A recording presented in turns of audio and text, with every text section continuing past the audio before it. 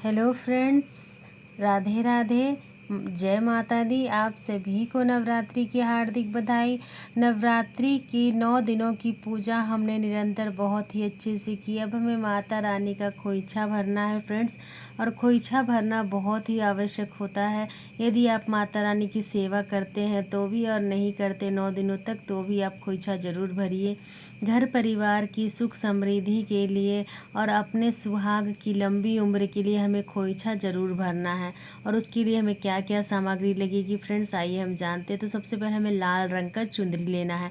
आप चुंदरी ले सकते हैं या साड़ी भी ले सकते हैं। माता रानी का साड़ी से भी खोइछा भराता है, लेकिन साड़ी न ले सके तो कम से कम एक चुंदरी ज़रूर लीजिए, और इसका लेंथ अच्छा होना चाहिए जिसमें हम अच्छे से खोइछा भर सकें। साथ हमें 9 सुपारी लेनी है। 9 और एक 10 सुपारी लेनी होती है आपको। एक भैरव भैया के लिए भी होती है, और 9 इस उतनी ही संख्या में हमें लौंग और इलायची भी लेनी है। तो आपको खोइछा भरने के लिए लौंग और इलायची की भी आवश्यकता पड़ेगी। इसके साथ साथ ही हमें जो सामग्री लेनी है वो है पान के पत्ते। पान के पत्ते 9 लगेंगे आपको, और एक और भैरव भैया के लगेंगे, यानी 10।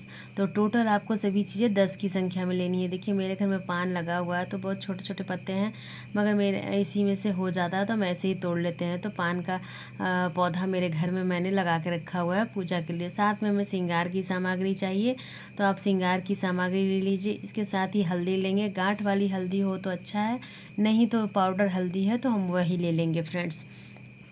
तो ये सामग्री आपको खोइछा भरने में लगेगी। इसके साथ ही हमें चावल लेना है। साबुत चावल होना चाहिए, टूटे ना हो तो अच्छा रहेगा, क्योंकि साबुत चावल से खोइछा भराता है। साथ ही जीरा से भी खोइछा भराता है। तो माता रानी का खोइछा आप जीरा से भी भर सकते हैं। आपकी इच्छा हो तो आप जीरा से खोइछा भर लीजिए।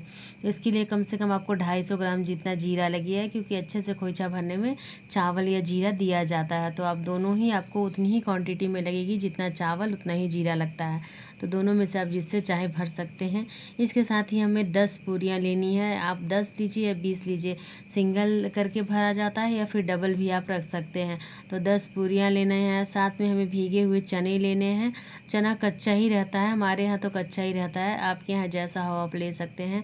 साथ ही मिठाई में हमें लड्डू लेना है। फल में आप कोई भी एक ऋतु फल ले सकते हैं, या फिर आप केवल और केवल मिठाई यानी पूरी से नहीं भरे तो पूरी और चना ना लेकर आप केवल लड्डू से भी खोइछा भर सकते हैं फ्रेंड्स।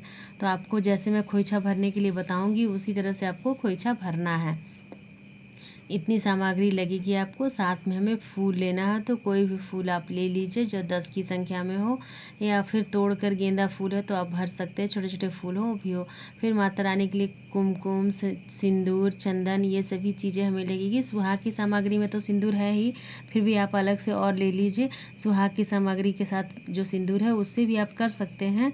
साथ में हमें दक्षिणा लेनी है, तो यथासंभव आप दक्षिणा ज़रूर लीजिए फ्रेंड्स, क्योंकि दक्षिणा के बिना कोई भी पूजा पूर्ण नहीं होती। माता रानी का खोइछा भी नहीं पूर्ण होता है। वैसे तो माता रानी की सामग्री हम कभी भी पूर्ण नहीं कर सकते, उनके लिए हम कि जितना भी करें तो कम ही होगा। बस आप अपनी भावना रखिए शुद्ध और स्वच्छ। भावना से ही माँ, भाव से ही बहुत ही अधिक प्रसन्न होती हैं। यदि किसी का भाव ना होना, वो कुछ भी कर ले, माता रानी कभी प्रसन्न नहीं होंगी। सच्चे दिल से आप केवल फूल अर्पित कर देंगे तो माता रानी इससे भी प्रसन्न हो जाएंगी। तो आप सच्चे दिल से केवल अक्षत फूल एक लाल कपड़े में बांध कर अर्पित कीजिए, माता रानी उसी से प्रसन्न हो जाएंगी। तो आप भाव की कोई भी कमी ना करें। सामग्री कम या ज़्यादा अपने अनुसार से कर सकते हैं फ्रेंड्स। तो इसी तरह से आप माता रानी के खोइछा भरने की सामग्री की लिस्ट बना लीजिए, ताकि आपको खोइछा भरने में अष्टमी या नवमी में ज़्यादा दिक्कत ना हो। आप लोग किस दिन खोइछा भरते हैं फ्रेंड्स, ये भी मुझे ज़रूर बताइएगा। मैं तो नवमी को खोइछा भरती हूँ। माता रानी की विदाई के वक्त खोइछा भरती हूँ, और उनकी विदाई करती हूँ, उनकी मांग भरती हूँ, उनका श्रृंगार करती हूँ। तो इस तरह से मैं खोइछा भरती हूँ। तो फिर मिलते हैं फ्रेंड्स किसी अगले वीडियो में। जय श्री कृष्ण।